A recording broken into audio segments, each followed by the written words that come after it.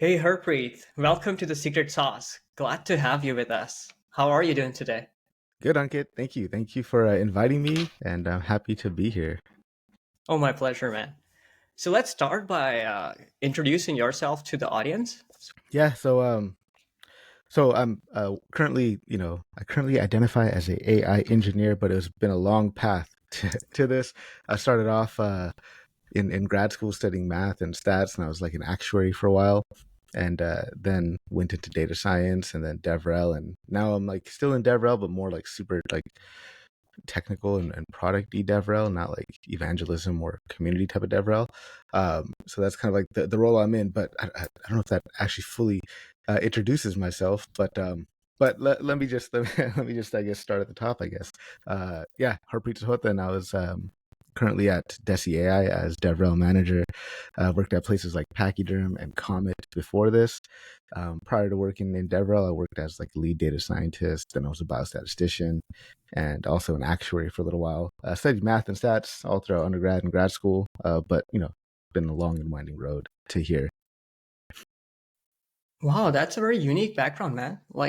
So I've noticed that a lot of developer advocates, they do have a very unique background. They have done a variety of things in the past, and then they have jumped or moved to DevRel, which is the case with you as well, like continuing the same legacy of being a DevRel with wizard like different diversity of skills. Mhm. So awesome to hear the same kind of narrative here too, but quite unique. Let's jump to uh, what DevRel actually is. Like, how do you define this umbrella term that we call DevRel? Yeah, I think you took the words right out of my mouth. I was going to say DevRel is an umbrella term. Like it's, I think it's more of a function and a department than like an individual like particular role. So like within DevRel, there's a bunch of different personas you can say, right? And the way I see it is there's kind of like the developer evangelist type of person, and that's the person really big on social media with the blowhorn, just kind of tooting the horns of the company, and just really evangelizing the product. And then there's people who are more kind of open source DevRel, where they're facilitating the contributions of the community to like an open source project. So these are really hands-on kind of engineers. And I even lump in technical writers into DevRel because they're writing documentation, they're improving the developer experience. So technical writing, developer experience, engineer type of personas. Then there's you know community managers. That's a whole different skill set, right? Like it's completely different. And then of course more developer advocates who are kind of um, creating content, engaging with the community, just kind of being out there, listening in on communities, going to community events, picking up, trying to be like the pulse of the community and feed that information back to their company. And then even there's even a bit further. Like the role I have is a bit interesting as a one man DevRel person. I get to kind of wear all these hats, which is uh, hard and challenging. But you got DevRel that are kind of more uh, teeter tottering the line of engineering and product and marketing. Where like let's say for example at Deci, anytime we release a new model, I'm typically the one that will be the first kind of feedback point. I'll create notebooks around it. Create tutorials. I'll kind of understand the entire experience around building with that particular model, and I feed that back to the research team and the engineering team, and we iterate on it from there. So long-winded answer to your question, but yeah, umbrella term, and just there's such variety in the roles. I see. So yeah, let's dig in a little bit more into your role at Deci. So how long have you been working for Deci now? Um, Almost a year and a half, and it has been by far simultaneously the most fun, interesting, and yet challenging and frustrating experience I've had. But I've loved my time at Deci here for the last year and a half more than I did at Pachyderm or at Comet, for sure, hands down. Nice to hear that. But I would like to like shine more light on the kind of things that you have been doing. Like as you said, you're a Mhm. one man army here, and all the typical DevRel activities are, done by you. Mhm. So how does it look like? How do you guys prioritize at what point what you will be doing and what will be what will make more sense or the most sense at that particular quarter or in that particular month. Yeah, so when I first started at Deci, I was, and I still continue remain to be the only DevRel person, right? I'm the one man DevRel team, but we really started from the ground up. So when we started at Deci, uh, we had no real community, we had no community presence, and so that was kind of like the low hanging fruit to go after first. And so I started with that. It was like, okay, let's try to build a community and build awareness for Deci and kind of build a place for us. And so I went kind of through the motions of building the community. Building community and getting people into Discord is one thing. Making sure that they remain active and the community is bustling and bumping is a completely different skill set and a completely different role and a whole new challenge. We talk about that later, but that's kind of the first thing we did. Build out the community. And then after kind of building the community and getting some awareness about Deci, recently it's been more kind of technical for me. I've been teeter-tottering more between product and engineering, which I really like. And so now it's to the point where, we just released a new model, Deci LM 7B, 7 billion parameter large language model. And I was called upon to red team the model, which was awesome because, first I didn't know what the hell red teaming even meant. So I had to research that, study that, went down the rabbit hole, and really performed that task, gave my feedback to the researchers and engineers that are building the model, and iterated on it from there. Likewise, earlier, 2023 we released so many models, but another model we released was Yellow and Ass Pose, for example. And for that, it was creating the notebooks, creating tutorials around it to make it easy for people to get started. But then also pinpointing like my frustrations and my pain points and giving that back to the engineering team and seeing what they can do to make it easier. So my role is kind of in all those, right? Recently, it's been less and less about community because I know community is not my particular skill set. Like I'm not a good community manager. Like I'm an introvert by nature. I'm quiet. I don't really like being out there. Like I've got a large following somehow. I don't know how on LinkedIn and on Twitter. Like there's a ton of people following me, but I don't like creating content on LinkedIn or on Twitter. I like creating more in-depth, really thoughtful blog posts, and that's kind of I've kind of gained the credibility within Deci to be able to like write the blog post that I want to write now. And so that's kind of been my new thing over the last few months is let me find a gap in the content in the LLM and LLM ops space and see how I can fill that gap. And I fill that gap by just kind of answering questions that I have. But obviously, the core thing to the blog post would be our models that we're using. So hopefully that answers your question. I'm happy to pause and take it from here. No, yeah, it does. It does. I was behind, like you said, that community building is not your current focus, but I believe at some point it was, or it might be your focus within Deci, right? Mm-hmm. So at that point, like, what are some of the things that you did? I mean, that seems to be one of the things that you don't enjoy doing the most. So I'm just interested to ask, like, Yeah. what exactly did you do? How did you survive that Yeah. phase? Yeah, man, it was tough. So initially, like, so when I first started, that was the directive: go build our community. And I said, okay, well, how do I build our community? Like, there's not an existing community. They had a Slack channel with like 20 people in it, but that was like not much. And so I had the idea initially to, let's create a discourse, right? Discourse forum online as a community. And I took the advice of John O'Bacon for that. I haven't gone through his course, and he was all in on discourse, and he was talking about how it'd be great to build like an asset online that's indexed. And I bought into that idea. And so for 6 months, I latched onto that idea for discourse community. But it was, it was completely dead. But let me just kind of back up and kind of talk about how I even started building that initial audience and that initial list of people to join the community, and then take it from there. So, I first went through the database that we had. Like, we had a HubSpot database, and in that HubSpot database, there's people that were disqualified as SQL sales qualified leads or marketing qualified leads. And so I kind of parsed through those 400 or 500 profiles, looked them up on LinkedIn, and kind of gauged, is this person, do they look active on social media? Do they look like they create blogs? Are they active on other forums? Like, does this look like a person that would want to be part of a community? And so from that list of 400 or 500 people, I narrowed it down to like 50, 60 people.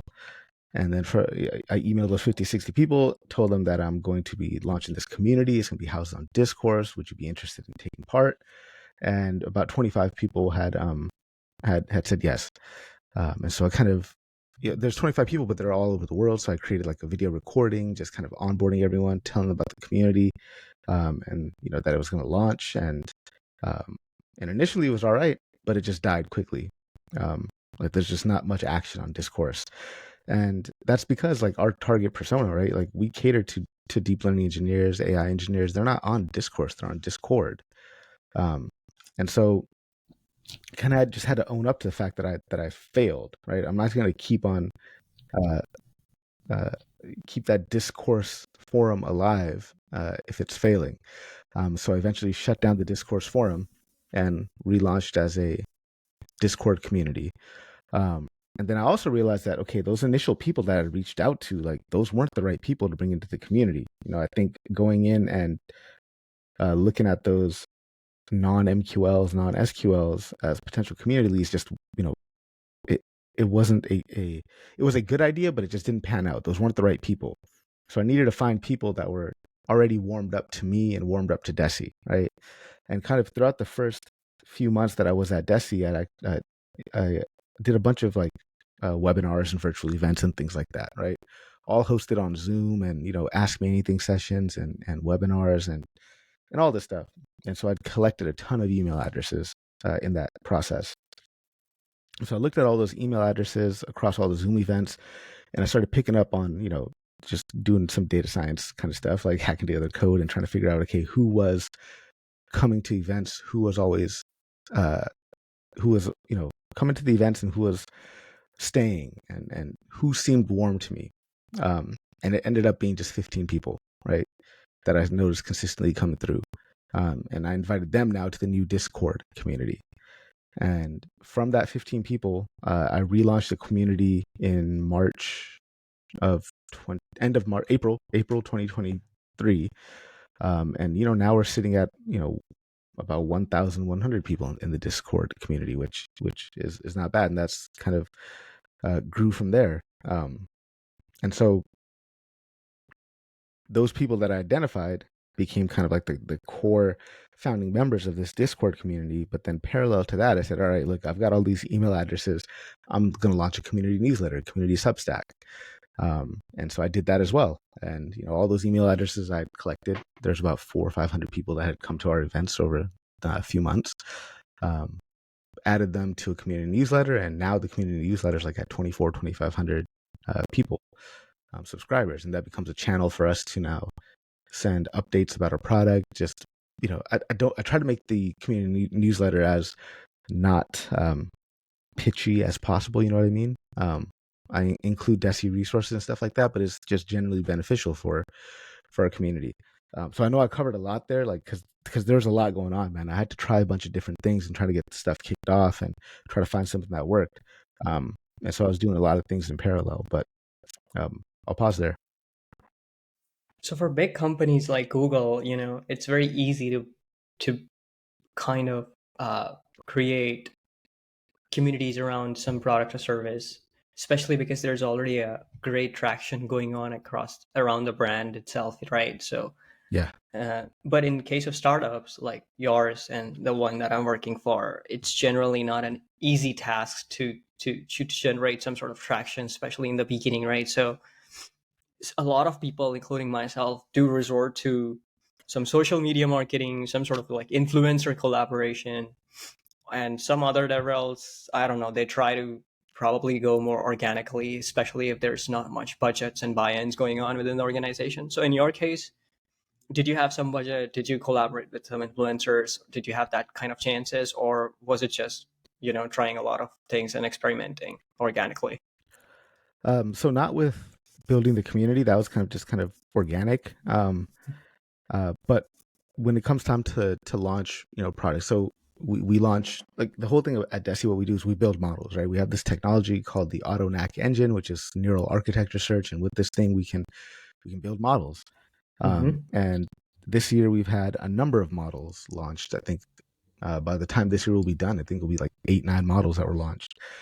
So for those, I relied on kind of quote unquote influencer marketing, and luckily, me just being really active in the community and just kind of being good to people, like I've made good friends with a lot of big names, on Twitter and on LinkedIn, and luckily I get the homie discount. I get the homie discount for posts, and that helps a lot. But yeah, definitely, having to do that has helped. But it's about finding the right influencers, right? So I know a ton of people on LinkedIn that are huge on LinkedIn, and they're all good friends of mine. But like, if I come to them and just like say, here's a few $100 for a post, and just because they're my friend, that's not a judicious use of funds, right? Like, I have to pick the right. It reflects back on me how I use the funds, and how I distribute the funds. So I have to find the right people to reach out to. So a lot of that is just going back and looking through people's content, looking at who's engaging with their content. Are the right people, are the people that I would want to engage with my product engaging with their post? Because if so, then that's an indication that that's somebody I want to bring on board. So a lot of stuff going on there as well. But I'll pause. Yeah, influencer marketing has been helpful. Your role as DevRel is to be judicious with your funds. Don't just hook up your friends. You need to find people that are actually speaking to your target persona. But then even identifying your target persona is a pain in the butt and hard to do. So Yeah, thankfully, you have a product that is in the AI space, particularly LLM, because of which I think it might help already that there's so much hype for LLMs, and you yeah, at least get some sort of traction there from people, yeah, but still, like, yeah, I do understand that it's hard to engage people, even if you somehow pull them in. It's a challenge to keep them engaged and have them. Yeah, are yeah. you saying something? No, I'm just agreeing. Like, I mean, you talk Yeah. about engagement in a community. It's like, it's tough, man. It's really, really tough. And I've just been recently just trying to really understand the psychology of engagement, right? Like, for Mm-hmm. example, there's some people I know, who are friends of mine who are in my community, and I'm in other communities with them, and I see them being active in other communities, but not active in my community. And obviously, like, I'm going to take that personally because that's just my psychology. I always take shit personally, but really it's like, what is it that makes, what's the psychology of community engagement? Like, what makes somebody engage in one community versus engage in another community? And it's just, it's hard to figure out, hard to pinpoint. And that's why I say I'm not good at community, because I don't want to think about those problems. Like, I don't I don't want to think about how to solve that. That's not interesting to me.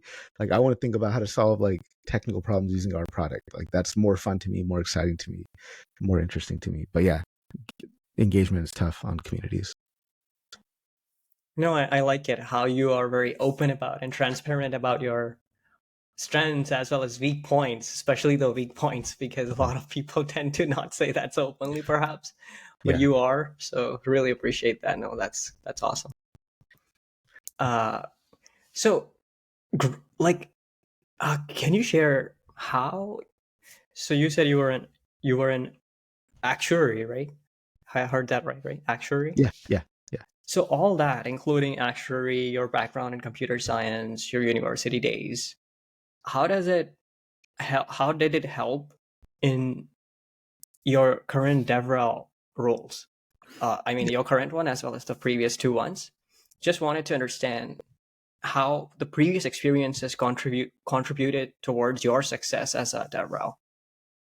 Yeah. So we can take it way back, right? So, this is 2023. I'm actually currently 40 years old, so I'm a little bit old.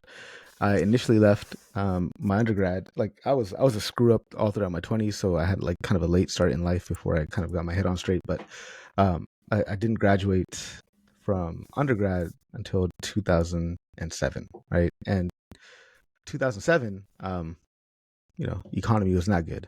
Not only was the economy not good, I just C's get degrees, right? Like I just skated by in undergrad, so it was just skated by, just got by, because I just didn't care, and so I couldn't get a job. But luckily, somehow, the state of California thought that I was qualified enough to teach high school students. So that was like my first role. I was a high school math teacher for a couple of years, and and so that experience, I think, really helps contribute to. I think it, I've always been like an educator to some degree, right? So it goes way back, even to then, teaching high school math students to what I do now, right? Even the webinars I do, they're quite educational, right? They're, I focus more on developer education. I just like that. I just like teaching. I like teaching because I like learning, right? Um, so yeah, I might have lost track of your question, but I'll pause there. My Yeah, previous no, experience, yeah. it is So going in the right track. yeah, Your okay, teaching experience contributes, yeah. and what else contributes?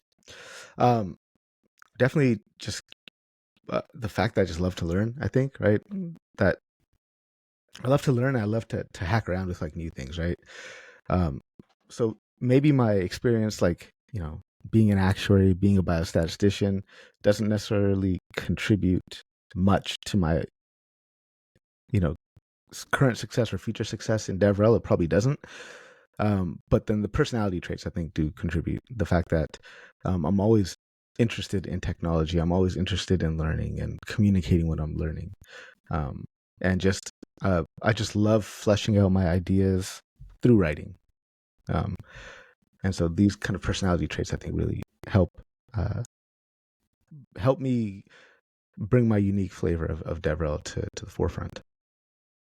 So, what advice would you give to budding DevRels who are trying to enter this space? And especially having said that you come from a very different background, and you just mentioned how your personality traits become a major, contributing factor towards the success of yours as a DevRel. So, having said all that, like, what kind of advice would you give to a budding DevRel? What should they do to be successful in these kind of tricky roles, unconventional kind of, you know, I would job uh, I would roles? I would say first and foremost, just make sure you actually want to be in DevRel, right? Hmm. Like, because it's not an easy True. role, man. People just think it's an easy role. Like, it's not an easy role, man. Like, yeah, you get to go travel to conferences and stuff like that, but you know, that's cool. That might look glamorous, but it's not. It's really not, right? I mean, it's great going to go host meetups and stuff like that, but it's challenging, right?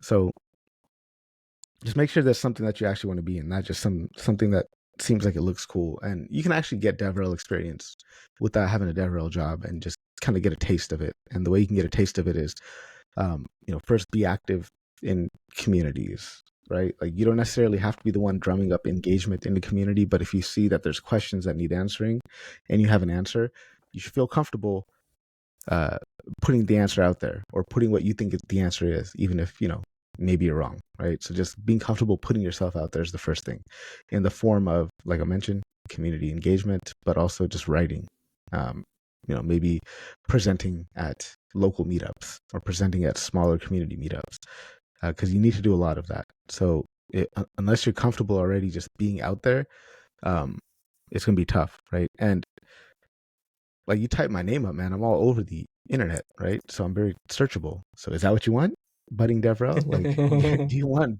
that? Do you want to be easily searchable? Do you want people to stumble upon your work and maybe you get a nasty comment saying that your code sucks or whatever, right?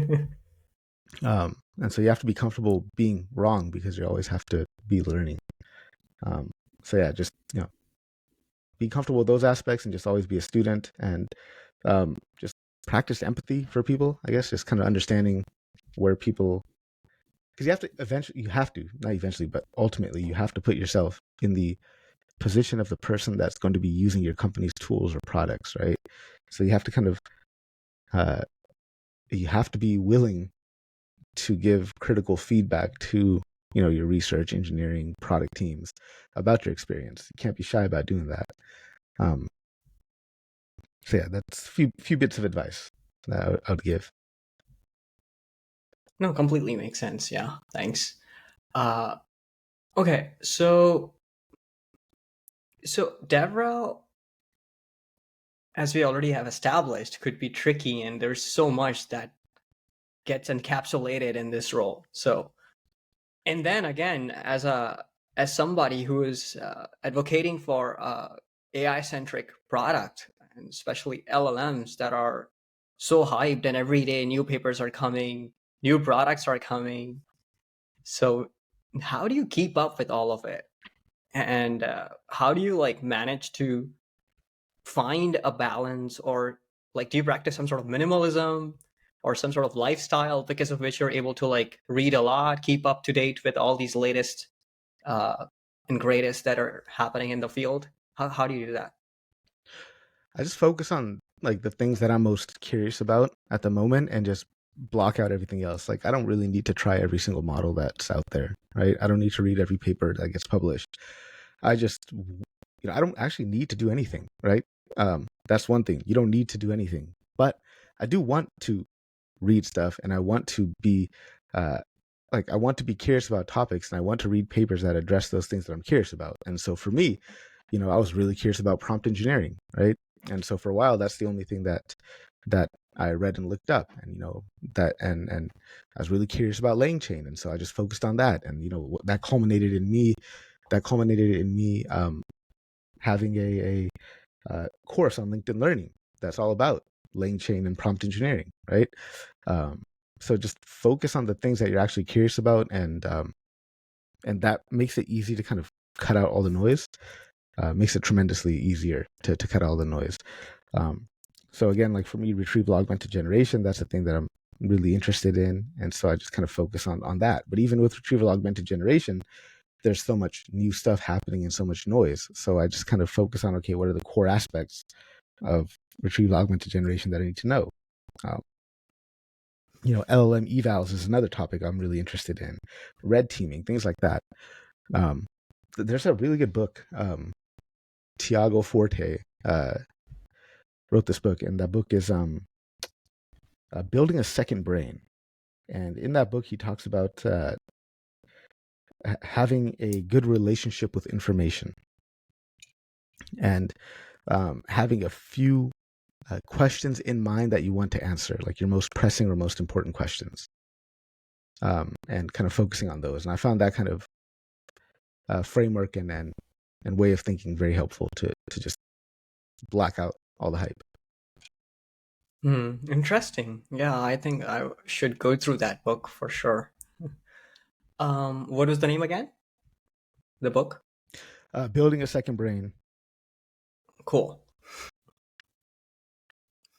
So tell me more about some of the secret DevRel recipes that you might have formulated in your time as a DevRel. Anything that might come to your mind where you might have felt like that aha moment, like, oh, this growth experiment was a huge success. This tactic really worked. And maybe this failed, but this improv was hugely successful. This feedback loop integration, this event strategy made a huge impact. Something, anything. Yeah, that's a good question. I wish I had a great answer for that, but really the thing I found to work most, like my experience has always been really just trying to build stuff from the ground up, right? Because every place I've ever worked at just was starting from the bottom, no community, no real presence with developers or anything. And so I've kind of fallen back on my one trick, and that one trick is hosting live virtual events and hosting educational webinars. Um, and I found that to be kind of it, the sweet spot between like what I love to do, and something of interest to the community, and something that I could use to help build build kind of authority and leadership and brand within the developer community. But then there's also another flip side to that, because some of that stuff is always being public and all that. But within the Discord community that I have myself, the Deep Learning Daily community, we do like these Friday hacky hours. And so the Hmm. hacky hours have been quite nice because um, this is an opportunity for a community member to showcase something that they've learned on and showcase something that they've been studying. and are excited to present. And so that's been really cool. Um, but but yeah, man, like, the thing about being like the only DevRel in an org is that if you're the one setting the strategy, executing on the strategy, managing the community, hosting virtual events, going to conferences, and also creating technical content, um, like, where in the day do I have to go back and reflect on the things that I've been doing, right? And so that's one part that is also lacking for me. Is I feel like I spend too much time doing and not enough time really sitting back and reflecting on what worked and what didn't. And a lot of that is maybe just, I don't have the right signal. Like, I don't know where to look for signal, right? Like, I could tell when our launches do well because, we'll top the leaderboard at, the top 10 trending models on Hugging Face, or, we'll have a huge surge in GitHub stars. That's good signal. But that doesn't tell me anything that I'm really interested in. And what I'm really interested in is, okay, are people using our models? Are people using our open source libraries, right?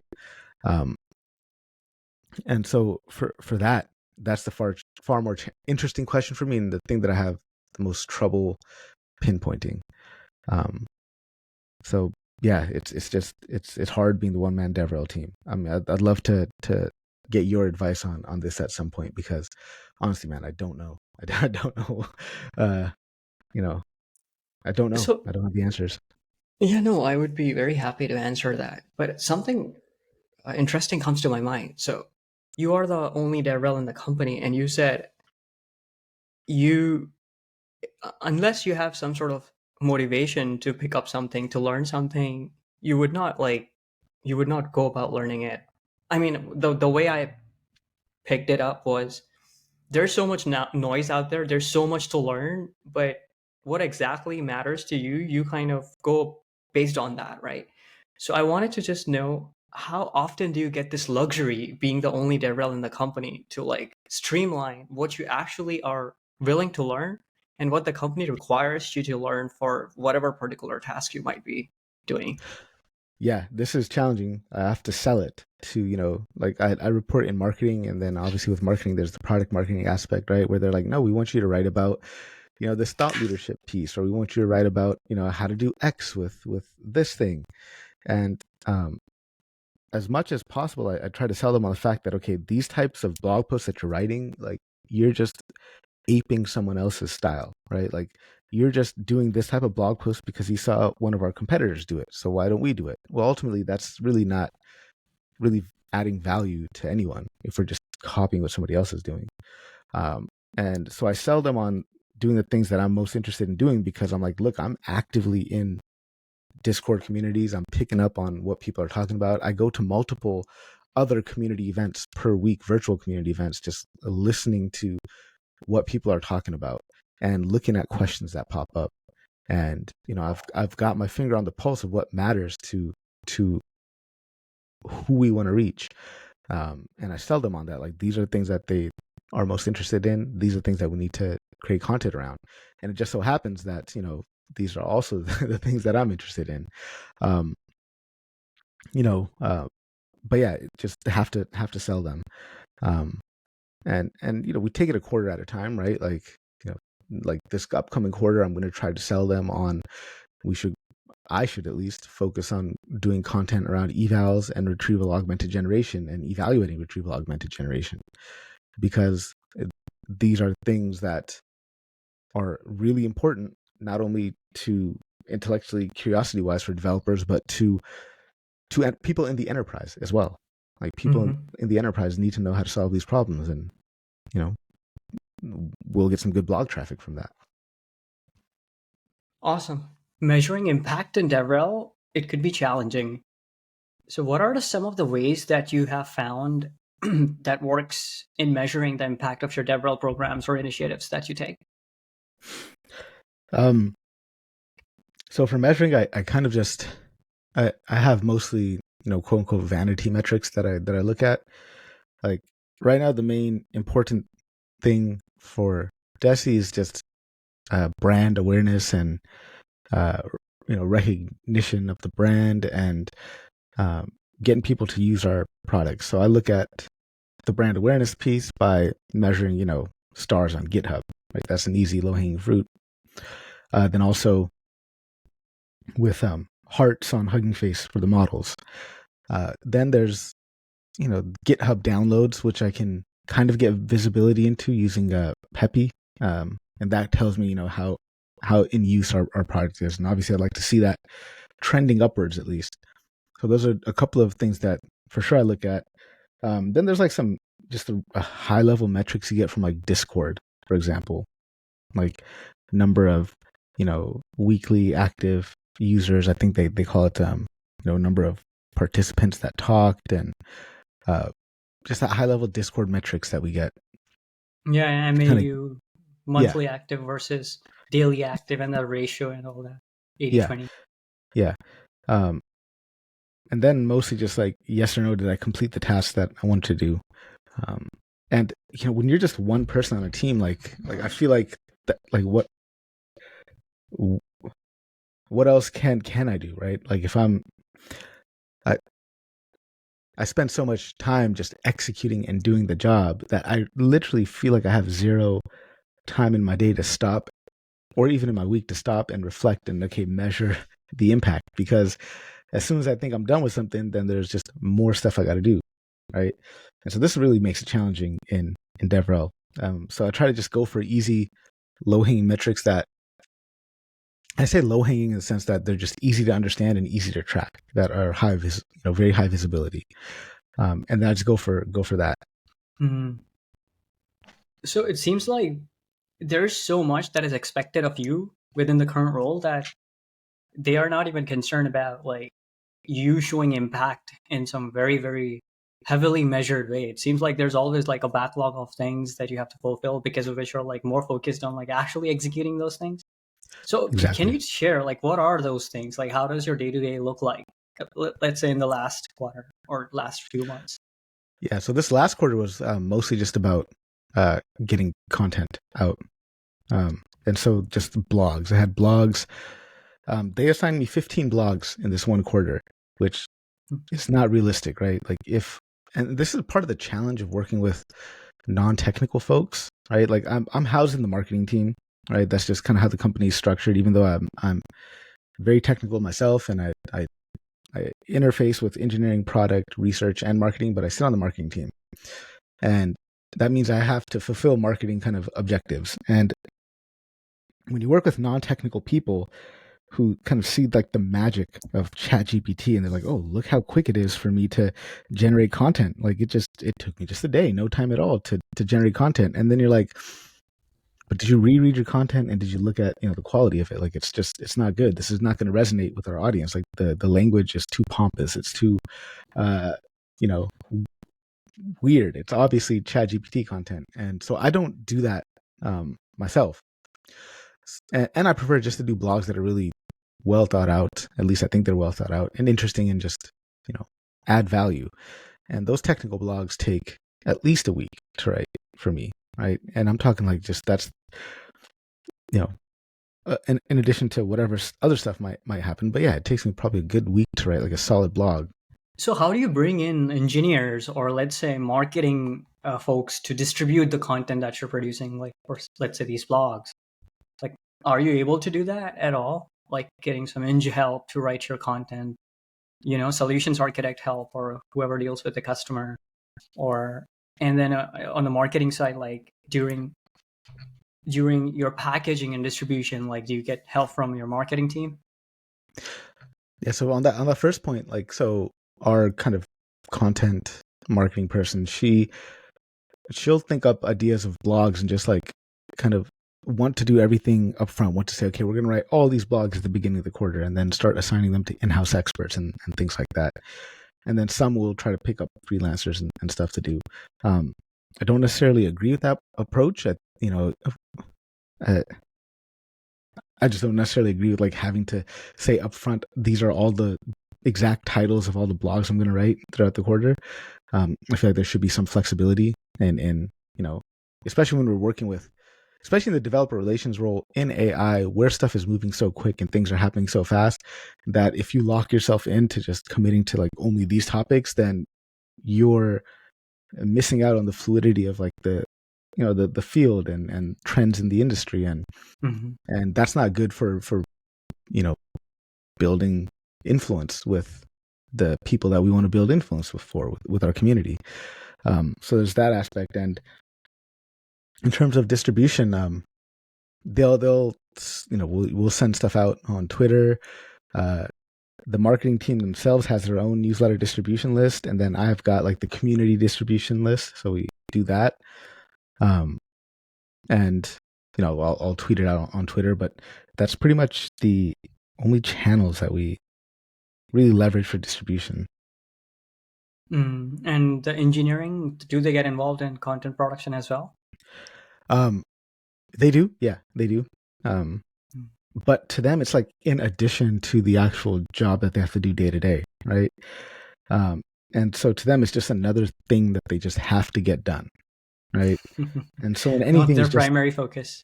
Yeah, if anything's just like another thing that you have to get done, then you're going to use something that's just going to get it done for you, like ChatGPT, right? And the content just, it becomes not top notch, top tier. But yeah, we do have some engineers that will spend some good amount of time and share the work they're doing. But it's just hard. It's hard to get people to do things in addition to the work they're already doing because everybody's so busy. We're a small startup.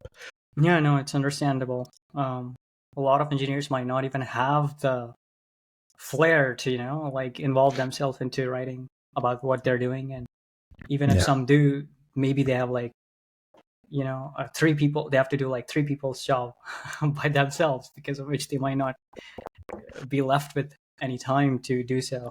Yeah. Understandable, yeah.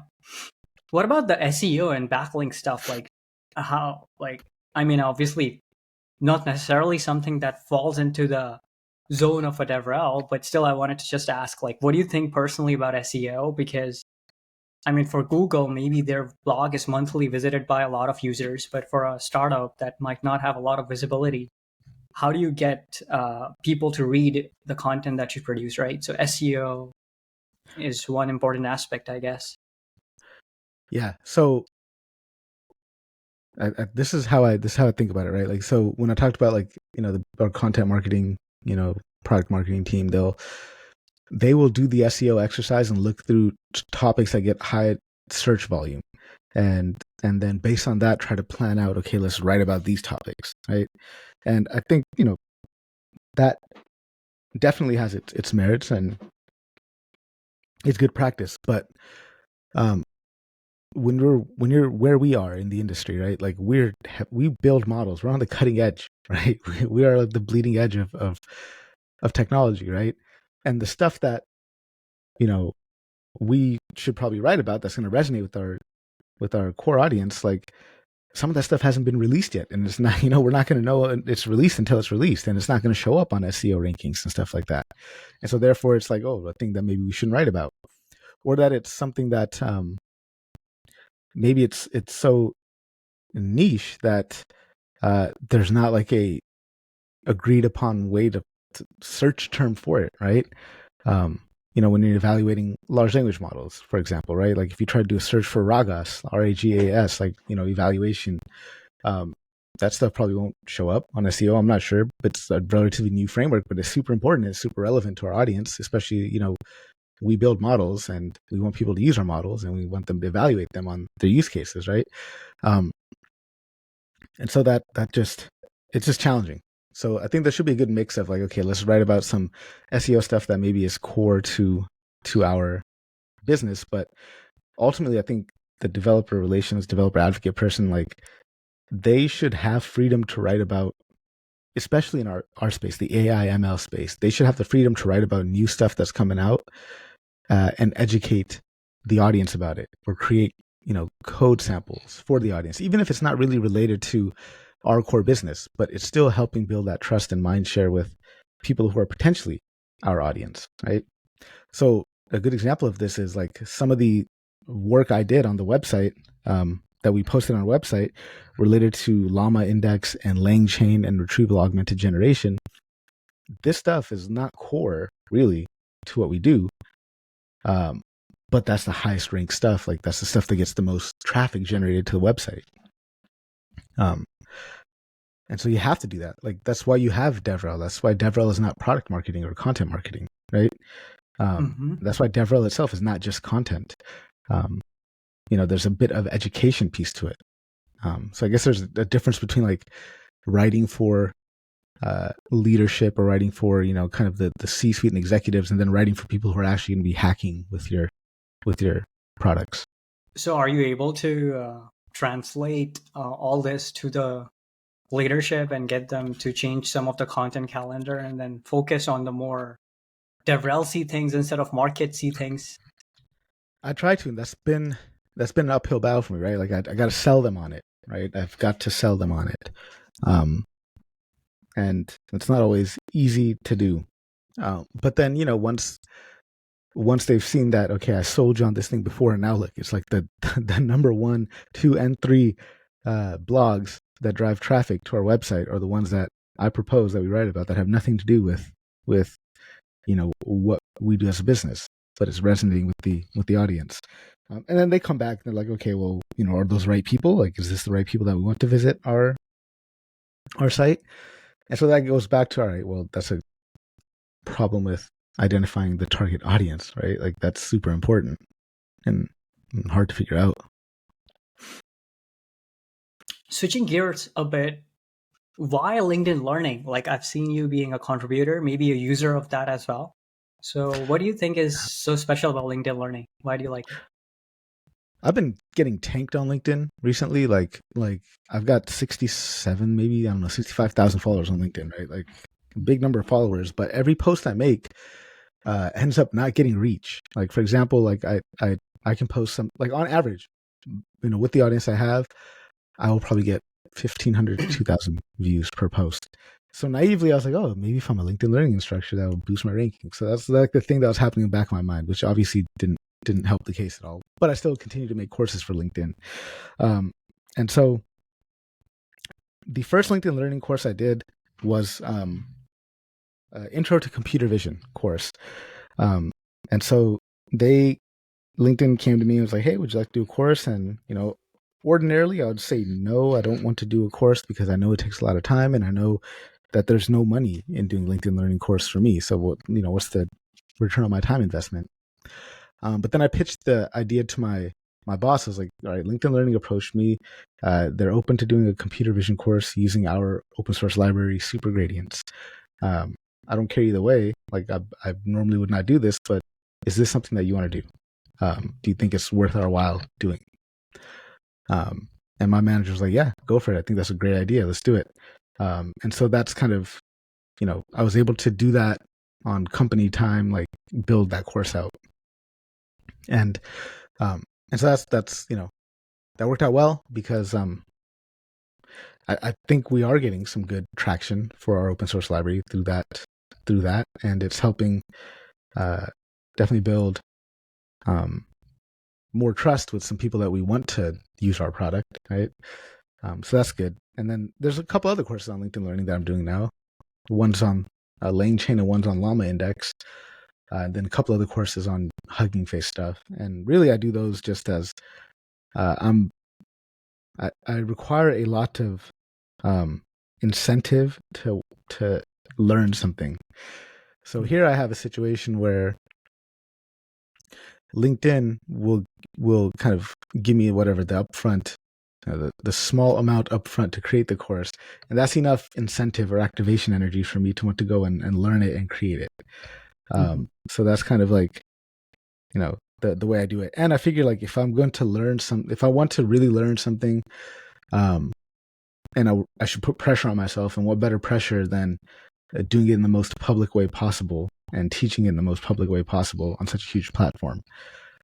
So that's kind of the two incentives I have. One is, a little bit of that extra initial financial kick up front, which is not that much, but enough activation energy, plus just knowing that I'm creating something that could potentially reach hundreds of thousands of people. and that will force me to learn it well so I can teach it well. And I've also noticed that you're big on LinkedIn Live for your Hangouts. Why not like Twitter Spaces or X or whatever it is called? My LinkedIn Yeah, account. it's a good question. I can't collect email addresses through Twitter Spaces and things like that. So that's the huge thing. Because the way I do it on LinkedIn is like if people want to come and join the session, then they have to register for the Zoom call and they have to submit their email address and all that. So I can collect email addresses that way, and then they can come and be part of the party. And then otherwise, they whoever wants to watch on LinkedIn can also watch on LinkedIn, and they'll comment, and maybe they'll become aware that I do these things, and maybe follow along with future events or join the community. So more awareness in that sense. Nice. That's a nice tactical move, I guess. Yeah. So what are your thoughts on different channels and platforms of distribution in general, like TikTok, Instagram, Twitch live streams? Do you prefer to stick with the tried and tested platforms like Twitter and X and LinkedIn, or do you experiment with these other ones like Instagram, not so traditional ones like TikTok? No, I don't experiment with TikTok or Instagram.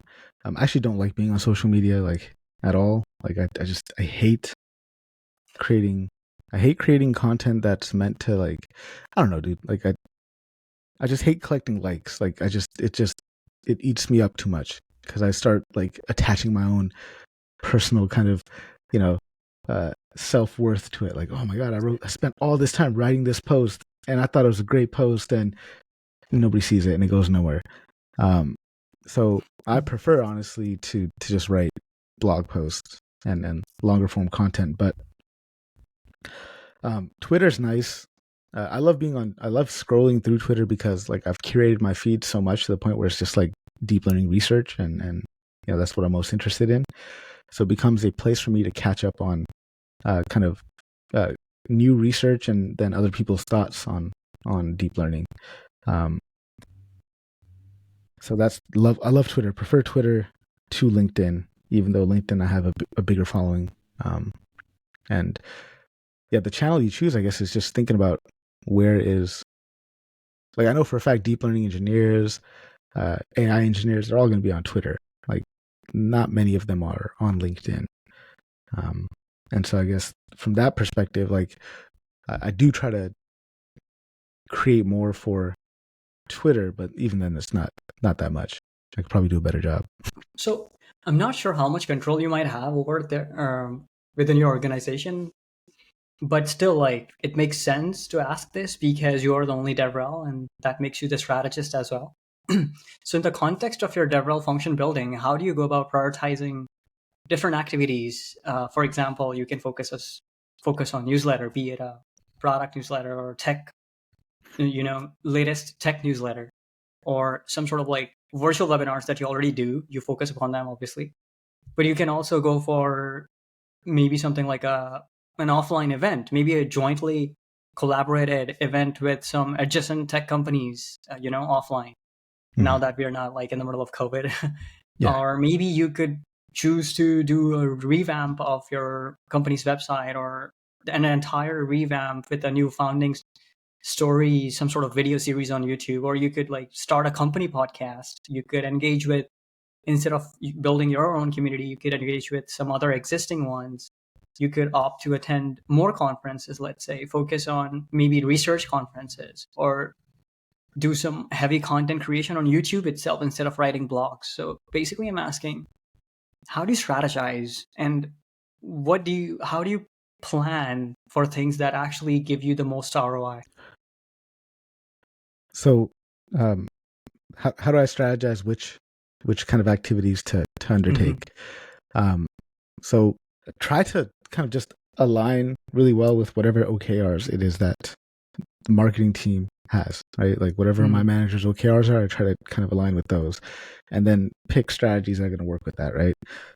So for example, we're still trying to build brand awareness and recognition amongst, people who should be using our models or who could benefit from using some of our proprietary stuff. And I've tried to do stuff kind of we did the solo route where it's just kind of me doing stuff, and we ended up doing a lot of virtual events, and all that was great. And now all that virtual event content, we're now remixing it into podcasts. So we're going to have like a podcast out, and so we'll continue to have that podcast out, and we'll strategically invite people from companies that we're actually trying to target, and try to get them as guests onto the podcast.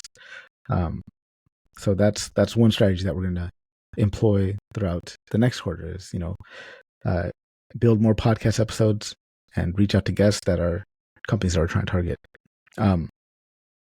The other thing is, given that, one person's reach is limited, I'm going to be spending a lot of time next quarter finding other people, other kind of, what's the word I'm looking for? Other complementary products and complementary tools to ours to host kind of webinars with. So that's another huge thing that I'll be doing next quarter is figuring out, okay, there's LLM ops tools, there's evals tools, there's observability tools, there's experiment management, prompt management tools. Like, let me get in touch with their DevRel. There's vector databases, for example. Let's get in touch with DevRel there and see what kind of joint projects we could do, or what kind of joint kind of hands-on webinars that we could do. I'm really big on whatever webinars that we do. Like I want them to be heavy on technical stuff, so heavy on code. So not just sitting there talking about stuff, doing like demand gen, thought leadership type of webinars. Like I'm big on like hands-on or at least code walkthrough. Let's do this. And then in terms of being involved in other communities, I'm on Discord a lot, and I'm on Reddit a lot. So I'll just go through and answer people's questions on Reddit. I'll answer people's questions on Discord communities, and in particular, I find that I like working with communities that are kind of smaller, not massive, just smaller communities, but they've got to be communities that are well aligned with kind of who our target persona is. So our target persona isn't the how do I get a job in data science or how do I learn deep learning. Like that's, if there's one thing we can say about our persona, is it's not those people. It's not, deep learning 101 students, that type of thing. It's people who are in industry, who are working, and those type of folks. So I want to hang out in communities that they are active in, and just try to be as helpful as possible. And so that's really my community strategy there. But I prefer smaller, more tight-knit communities to then super large ones, because ultimately, man, like it just takes being like, making friends, a few friends or a few people that are like, all right, this guy's helpful, he's cool, he's giving me value, let me help him out some way. And that helping me out in some way could just be liking a post, or or just posting about my model, or helping me with the launch or something like that. And that goes a long way. Awesome. That's a great answer. So let's switch gears a bit again and jump to this rapid fire round, where it's just a small fun segment that I've kept. And what you would need to do is just give quick, thoughtless answers to the questions that I'll pose on you. Okay, let's begin. 5 things that come easy to you. Any 5 things anywhere. Reading new things, learning new things, I guess. Talking in presentations, like whipping together presentations, teaching new things. So that's 3. The other 2 would be just being helpful, and just trying to be like a decent contributor, positive contributor to communities. Nice. So when you say learning new things, like it could be anything, or are there some specific areas of interest? So for me, it's always like, recently it's always like kind of deep learning and language models, right? And so I feel like I'm really good at not being afraid of feeling dumb. So like I'll approach a new thing and I'll not know anything, and I'm like completely okay with not knowing anything, and completely okay with figuring it out. and not trying not to get overwhelmed by the vast amount of stuff there is to learn, and just saying, okay, let me just focus on this one piece and try to figure that out and see how it connects, and then figure out the next puzzle piece from there. So not getting overwhelmed and trying to boil the ocean, just being really precise with what it is I have to learn, and then from there building. Makes sense. So if you're given a choice, what would you take? DevRel, ML engineering, backend engineering? You said you're a hands-on DevRel, so just wondering. Probably back Given a in choice, ML engineering. DevRel Yeah. or ML engineering or backend engineering? Which one would you take? ML engineering. I'd go back to a technical role. DevRel is hard, man. It's really hard. Like, I would go back to, I mean, my role is great right now because I get to be technical and I get to do like that kind of stuff, but like that could change at any moment, right? Small startups can, anything can happen. And if I was in a position where I was like, okay, well, I don't have a job anymore, I got to look for a new job, I would definitely start looking for more AI engineering roles first, than trying to get back into DevRel. I just feel like DevRel roles are really misunderstood by so many people. I speak to a lot of founders, and I've been on a lot of interviews, and just it's not really that well understood, and people really don't know what they're looking for, and that's just challenging. That's why we're here, man. That's why we're discussing, to streamline this function building, to streamline this kind of a role. Big tech or startups? That's a good question. Startups, I think. Startups, because the payoff would be bigger if we make it. One tech trend you're most excited about? Language models, retrieval augmented generation. Yeah, retrieval augmented generation and data agents. A book that you'd recommend to anybody? Anyone? Mastery by Robert Greene. Did I get cut off? Yeah, no, I said Mastery by Robert Greene. Okay. Yeah. Okay, cool. Your all-time favorite movie? Oh, Back to the Future. You could see right there. Back to the Future. Part 2. Yeah, I could see. If I had to choose, awesome. It would be part 2. Yeah. So on developer relations, what's the most important skill that you believe every developer advocate should have? Just a love for teaching, I think. And then I think coupled with a love for teaching is a love for learning. I think those two are super important. And I don't know, I got some hot takes on DevRel, it's unrelated to what we're talking about here, but if I can just go on a rant for a second, right? I see a lot of people having big followings, and they're like, oh, I should just go into DevRel because I got a big following, and I should just go into DevRel because I have a big following. Like, this is, and I'm like, dude, that's not it. You're just being an evangelist at that point, right? Like, just go take contracts and get paid to post about people's stuff. Like, that is not what developer relations is. It's not just posting content online, like on LinkedIn or on Twitter or Instagram. Like, that is not what developer relations is. So just thinking that you should be in DevRel because you have a big following already, I think, is a fallacy. You should be in DevRel if you love teaching and you love learning and you love communicating, right? And also, like, I think you need to be super technical to be in DevRel, right? You can't not be technical in this role. You have to. You don't need to be a world-class engineer, but you need to be willing to learn hard stuff and have like a solid baseline, skill to succeed. So maybe a couple of, maybe not hot, but semi-warm takes. No. Glad that you shared all that. What's one accomplishment that you're particularly proud of? Could be outside your DevRel stuff as well. Just my kids. I guess I'd say those are two big things. Awesome.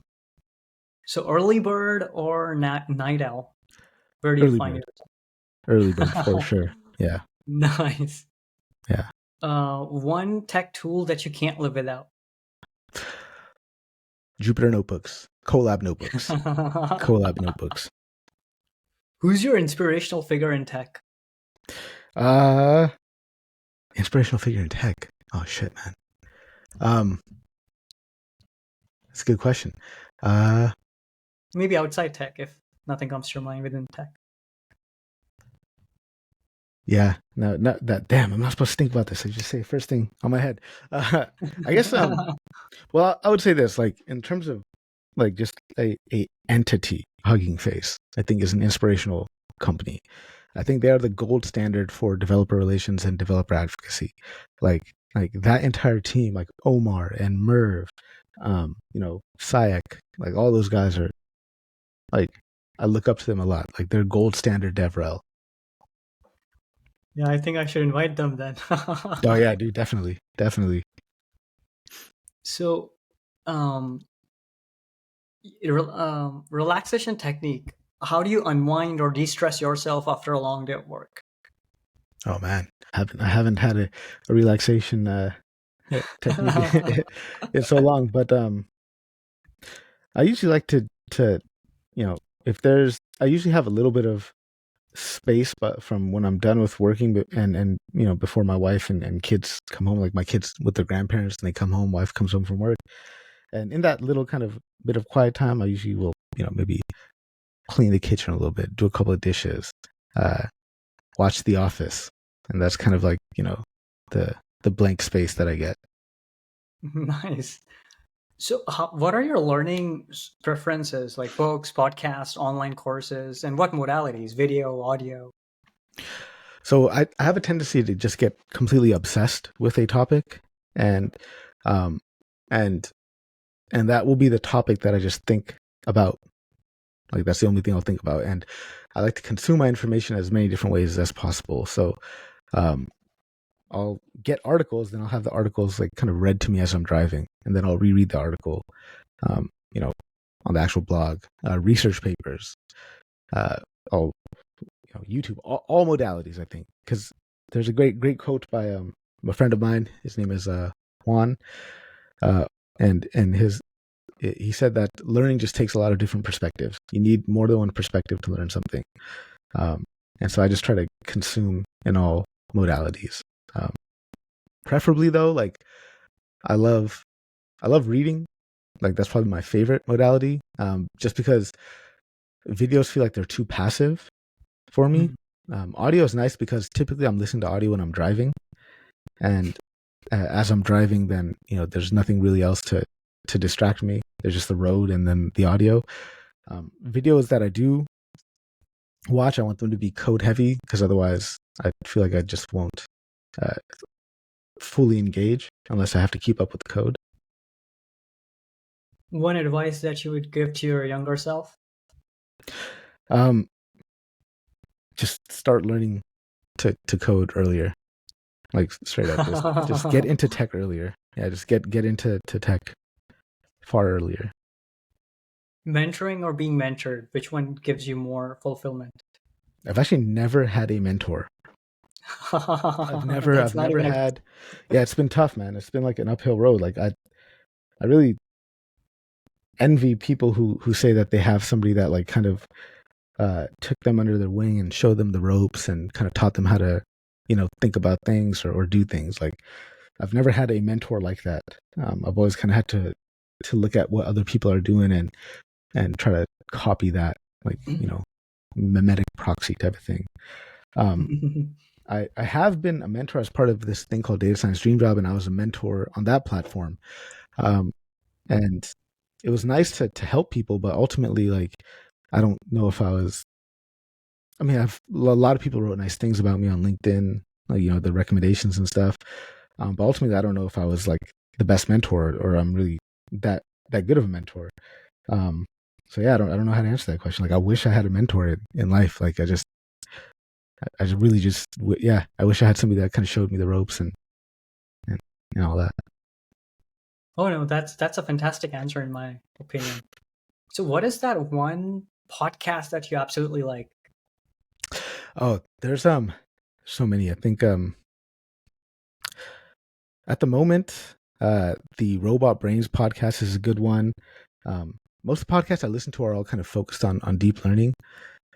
So So Robot Brains is a good one. The Latent Space podcast, they have some good guests, so I like that one a lot. Machine Learning Street Talk for like the super duper technical stuff. The Inside View is also super technical, deep learning podcast that I like a lot. And then there's this other one. I think her name is Sarah Wu and somebody else. I forgot the name of the podcast. Oh geez, let me just briefly look it up since you're already going to be editing this. The podcast is called. Hold on. Is the VC, the Sarah. Yeah. Like the. And is Elad Gil. That's right. Yeah. What's that called? Priors, no priors. No priors. Yes, that's the one. That's a good one. They have some really like. I just love hearing technical founders talk about kind of how they think about the industry and where they're taking it. But typically, like I'll get into it. Like when I listen to podcasts, like recently I've been listening to a lot of stuff. I've been listening to podcasts featuring this guy named Neil Nanda, and Neil Nanda is like kind of like an expert in this subfield of deep learning called mechanistic interpretability, and that topic just fascinated me so much. I was like, dude, this is so cool. Like kind of picking apart the black box of the transformer mechanism and transformer architecture and trying to really figure out like how this things work. And I just went like I watched his videos, read his blog, following along his notebooks, and just listened to him talk about stuff. He's got like a real intuitive understanding of transformers, and I just kind of absorbing that from him, and that's been nice. Do you have a pet peeve related to the tech industry or a common misconception you often encounter? My pet peeve is the interview process. I think that's stupid. Yeah, especially DevRel roles. I don't think DevRel should really go through they interview DevRel as if they are going to be committing code to production, and that's I don't think that's the right way to go about it. Like interview for the actual role and the competencies of the role. I think a lot of times tech companies treat the interview process as an aptitude test. Like, are you smart enough to figure this thing out, right? And maybe they do it because it gives them some kind of measure of how quickly can this person learn things. But I don't think that's the best way to figure out how quickly somebody can learn something, right? Yeah, the interview process in tech is just stupid. Okay, cool. One last question. If you were not in the tech industry, where do you see yourself? I would, maybe this is still in tech, but I would probably be like more of a, I'll still be doing tech stuff, but more of a kind of creator, like, you know what I mean? Like creating courses. So tech education, I guess, would be the thing. But if let's just say that was taken away from me, I couldn't do like that kind of thing at all. Like I couldn't do anything that required me to write code or interact with deep learning. What would I do? I probably own a pizza restaurant. Yeah. Okay, nice. Yeah. But why pizza? I grew up in it, man. Like my family owned a pizza restaurant for 25 years. We recently got rid of it a few years ago. So that's just kind of in my blood, dude. Like I love it, and I love driving around delivering pizzas. Like just listening to stuff, listening to music or what have you, and yeah, mobbing around town. It's fun. Cool, man. That was a fantastic round. Now let's get back to some of the questions that I had for you. One of which is the buy-ins and funding. Like a lot of times you do personally might believe that this kind of initiative or DevRel program might be very beneficial in terms of ROI, or maybe in general for the developer audiences that you have in mind. And how do you like push your leadership in that direction of getting you that buy-in, making you that buy-in, or getting you that funding? Is there what are your experiences with it? Can you make that more concrete when you say buy-in or funding? Like in what respect and for what type of activities? Yeah, let's say you wanna start a new conference of your own, or maybe you wanna organize an offline event and you need a buy-in. which means some sort of funding to, you know, to to organize that kind of an event. Or maybe I don't know, you want to create a new high quality webinar series, and you need a studio for that, so you might need funding for that, right? Something like Mhm. that. So have you had such situations or Yeah. circumstances where you had to do all that, and then yeah. Yeah. Luckily for me, it's just been pretty easy. Like anything that I need, like they'll just open up a mesh card for me and let me kind of have at it. So that's been kind of nice from that respect. And that's great because I mean that means they trust me. They know I'm going to use the funds well, and they know that I'm, you know, the way I'm going to use it is for ultimately benefiting the company, right?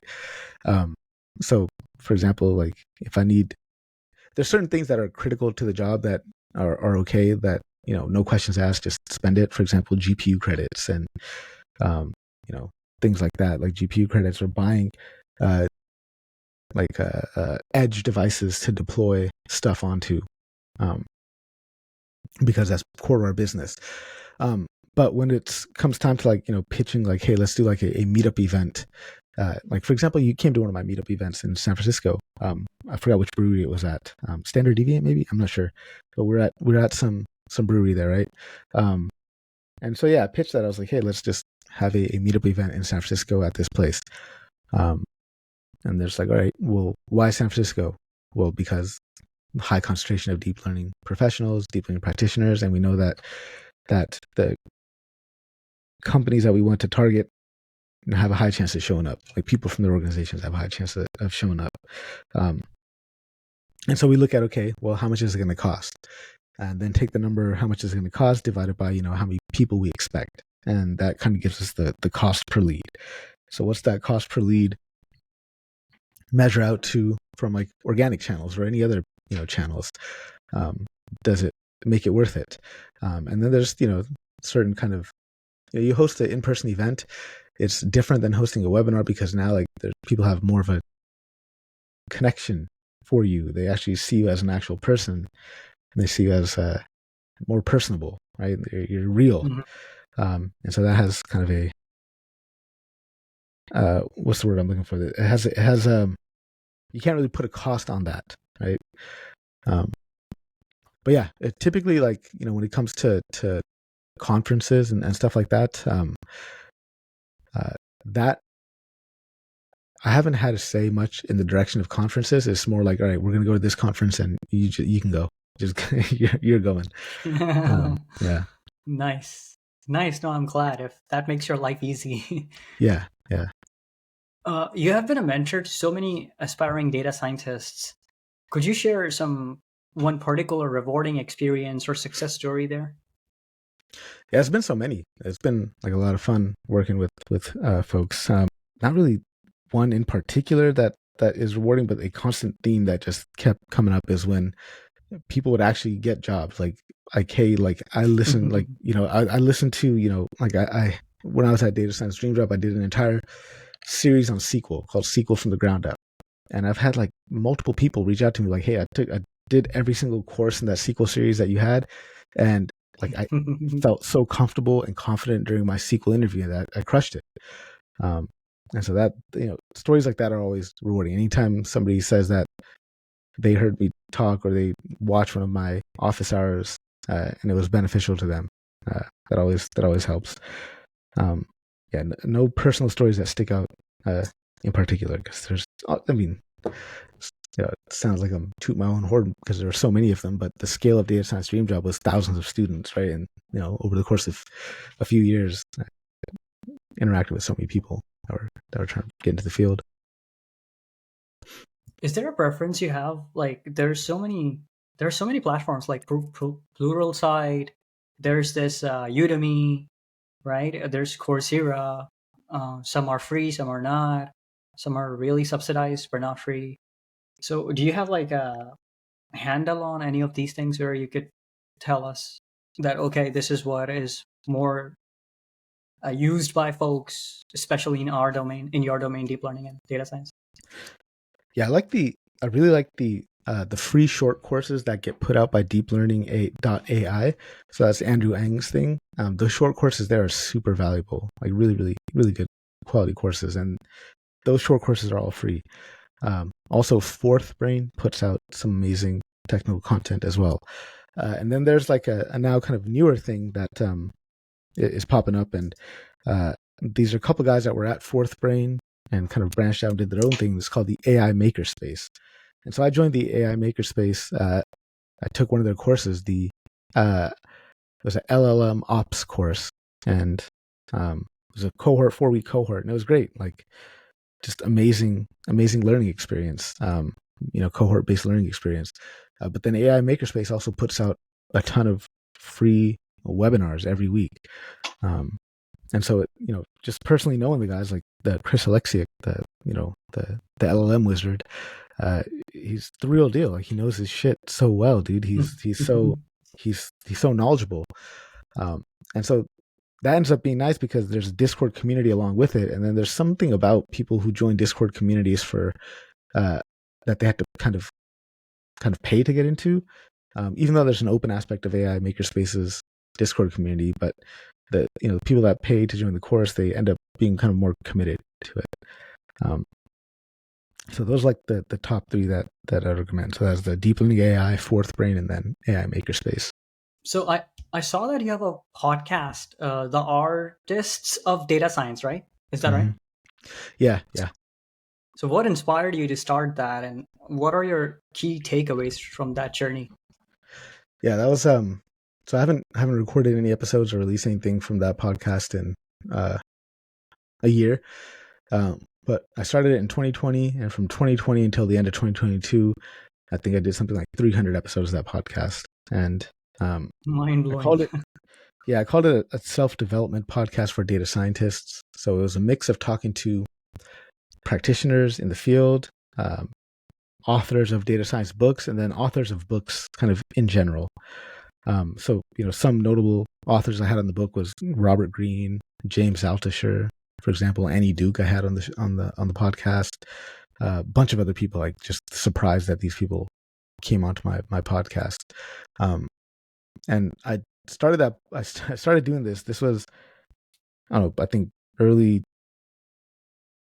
February 2020. I had the idea to start a podcast. I was watching. I got really inspired by Impact Theory, the Impact Theory podcast, Tom Bilyeu's podcast. And I was like, hey, man, that's pretty cool. I could probably do a podcast as well. And so I did it. And I kind of made it, like not technical in nature. Like, there's some technical aspects to it, but really it was not about the technical stuff. And then I had there's two formats. So one-on-one interviews with people, and then the data science happy hours. The data science happy hours was great because there'd be people just coming into Zoom call, talking shop and talking about data science. And that was just live streamed. And it was great because those were free flowing conversations that just went in all different directions. And it was a lot of fun. But ultimately I stopped that. And the podcast I'm doing at Deci is radically different. It's super technical, like super in depth. And I think that's, I did enjoy doing the Artists of Data Science podcast. I spent 2 years doing that. It took up all of my free time, but I feel like it kind of set me back professionally, kind of, in one interesting way. And the interesting way was I spent all my free time reading books that were not related to, machine learning, deep learning. So my technical skills got a bit rusty during that period. And now, that's the only thing I do is, like, any free time I have, I'm doing deep learning, machine learning, studying it, playing around with it. And I love it. So what were some of the key takeaways from this podcast, which kind of like helps you even now, if there any? Yeah. The first thing was just, putting myself out there, right? Which is important for DevRel. That, and just being able to kind of ask questions on the fly and just carry on conversations kind of on the fly, maybe really good at that, because I had to be good at that. And so that set me up nicely for, like, I'm excellent host and moderator of panel discussions, because I've moderated panel discussions where, like, literally there's 50 people in the room and everybody's a panelist, and I want to hear from everybody, and I kind of, make that easy. So those are a couple of good skills that I had. And then just takeaways, just actually that's really the power of kind of networking and community through that podcast, because RC Data Science did really kind of become a community, because every week it was a lot of the same fixtures, the same people that would come and chat, and and we'd all meet 4:30 p.m. Central Time on this particular Zoom link, and we're all there, we're all talking, sharing knowledge, sharing wisdom. And so that really taught me the importance of community. And it happened during a good time when, I won't say good time, but it happened during, like, COVID, when nobody could go out and make connections or have that human connection. So that really helped, I think, make it take off. Awesome. Very interesting. So Harpreet, to conclude our discussion, I would like to ask you one last question. One major life philosophy that you abide by and that keeps you true to yourself. Just, you got one life on this planet, so why not try to do something big, right? Like, just do it. Really, that's it. You got one shot, at this thing. So it's worth your while to just try to do the biggest things possible. Part of the reason I left so I had a very cushy job, but I say cushy, but it was like stress-free, working at like kind of a local company here in Winnipeg that was not a tech company, but I was a data scientist there, and I knew I could have just stayed there forever and they would have never fired me, type of thing. But that would really limited everything for me, right? And so that's kind of why I go to startups now and gravitate towards tech, is because there's such a huge opportunity to pay off.